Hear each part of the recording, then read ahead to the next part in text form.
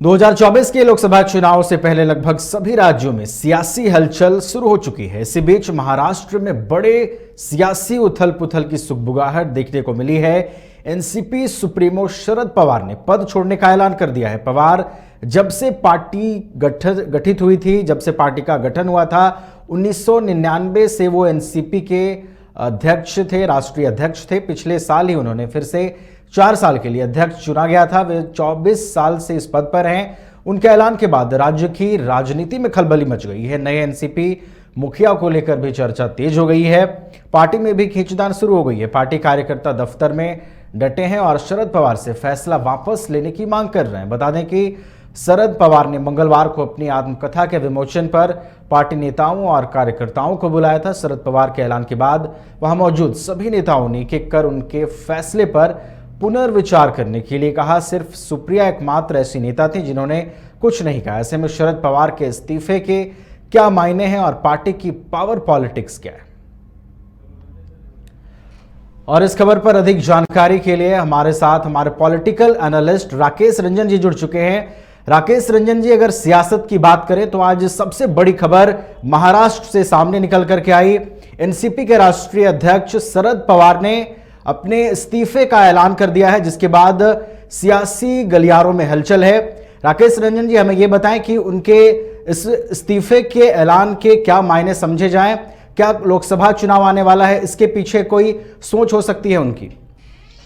देखिए, जहां तक शरद पवार की बात है तो शरद पवार जो बाकी जितने दूर तक सोचते हैं राजनीतिक रूप से, उससे 2-4 कदम आगे की सोचते हैं। जैसा आपने कहा कि महाराष्ट्र से ये बड़ी खबर आई, ठीक है कि ये महाराष्ट्र की खबर है, लेकिन इसका एक देशव्यापी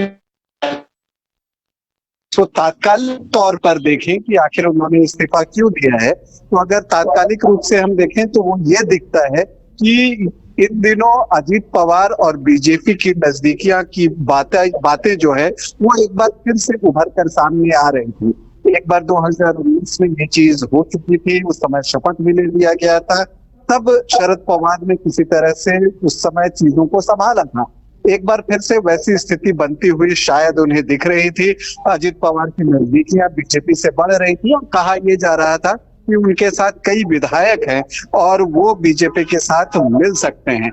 तो इस तरह के कयास लगातार लगाए जा और ये दबाव बन रहा था कि उनके साथ जो है ऑलमोस्ट 40 विधायक के आसपास अजीत पवार के साथ हैं।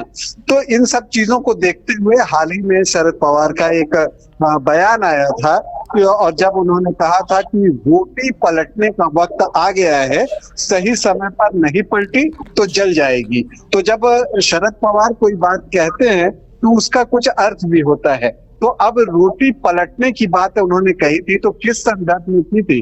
तो अगर आज की घटनाक्रम से इसे हम जोड़ कर देखें तो दिखता ये है कि वो अध्यक्ष बदलने की बात कर रहे थे। जैसा कि उन्होंने आज अकस्मात ही ये कह दिया कि अब वो एनसीपी के अध्यक्ष के रूप में काम करना नहीं चाहते। हालांकि बाद में ये खबर आने लगी है कि उन्होंने 2-3 दिन का वक्त लिया है। अजीत पवार ने ये बातें मीडिया के सामने आकर कही है कि 2-3 दिन जो है वो सोचेंगे और उसके बाद फैसला लेंगे। लेकिन जो तात्कालिक रूप से आप देखें तो वो लगता है कि ये अजीत पवार अगर कोई प्लानिंग थी तो आप उसे रोकने के तौर पर इसे देख सकते हैं। दूसरी बात, अगर हम इससे एक राजनीतिक निष्कर्ष निकालने की कोशिश कर रहे हैं, तो इसे अगर हम और आगे बढ़ाएं नवीन, तो हम ये देखेंगे कि वो चाहते हैं अगर वो अध्यक्ष नहीं रहेंगे तो फिर अध्यक्ष कौन? अगर स्वाभाविक उत्तराधिकारी के तौर पर देखें तो अजीत पवार का नाम आता है। इसके अलावा यहाँ पर शरद पवार सुप्रिया सूले को अध्यक्ष की कमान जो है वो सौंप सकते हैं और वो चाहेंगे कि उनके होते हुए ये काम हो जाए, क्योंकि जिस तरह से अजीत पवार की एनसीपी में पैठ बढ़ रही थी, वो नेताओं से मिल रहे थे, तो समर्थन उनके पक्ष में हो सकता था। लेकिन जब शरद पवार इस तरह का फैसला लेते हैं तो जो कार्यकर्ता हैं और समर्थक हैं शरद पवार के, वो स्वाभाविक रूप से बहुत भावुक है।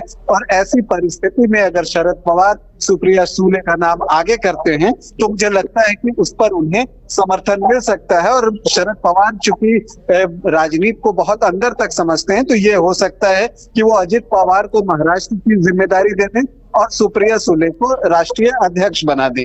अब ये दो बातें तो हो गई जो कि महाराष्ट्र से जुड़ी हैं। जो तीसरी अहम बात हम इससे निकाल सकते हैं वो ये है कि राष्ट्रीय राजनीति पर इसका क्या प्रभाव पड़ सकता है। तो आप देखें कि देखिए, अगर लोकसभा का चुनाव 2024 में आना है, अगर अजित पवार अलग हो जाते हैं और वो बीजेपी से जुड़ जाते हैं, जैसे कि खबरें चल रही हैं, तो उस स्थिति में जो महाविकास आघाड़ी है महाराष्ट्र का, उसे जो है लोकसभा में उतनी सीटें नहीं मिल पाती और इसका खामियाजा जो है यूपीए गठबंधन को उठाना पड़ सकता था। दूसरी बात यह है कि अब अगर वो अध्यक्ष पद छोड़ देते हैं तो वो फ्री रहेंगे, क्योंकि उन्होंने कहा है कि मैं अध्यक्ष पद से रिटायरमेंट ले रहा हूं, पब्लिक लाइफ से नहीं। तो वो पब्लिक लाइफ में बने रहेंगे, तो वो एक राष्ट्रीय राजनीति में अपनी भूमिका देख सकते हैं। वो विपक्षी दलों को एकजुट करने का प्रयास हो। अब जहां दिलचस्प ये है कि नीतीश कुमार भी इसी प्रयास में है। और आपको बताऊं नवीन, जो एक दिलचस्प जानकारी है कि जिस दिन नीतीश कुमार राहुल गांधी और खड़गे से मिले थे, उसी दिन शरद पवार को भी मिलना था, लेकिन उस दिन शरद पवार वहां नहीं पहुंचे थे। हालांकि ये खबर तब सामने नहीं आई थी, बाद में शरद पवार ने खुद कहा था कि बुलाया उन्हें भी गया था, लेकिन वो व्यस्त थे इसलिए नहीं जा सके और बाद में उन्होंने अकेले में राहुल गांधी और खड़गे से मुलाकात की। तो उन चीजों को भी आप जोड़कर देख सकते हैं। राष्ट्रीय राजनीति में अब दो चीजें, एक सीधे हैं कि वो विपक्ष को एकजुट करने में नीतीश कुमार का साथ दें, या उनकी कुछ अपनी महत्वाकांक्षाएं हो आगे चलकर, तो उसे कहना अभी मुश्किल होगा। क्योंकि जैसा मैं बार बार कह रहा हूं कि शरद पवार जो बाकी राजनीतिज्ञ जहां तक सोचते हैं, उससे 2-4 कदम आगे जाकर सोचते हैं।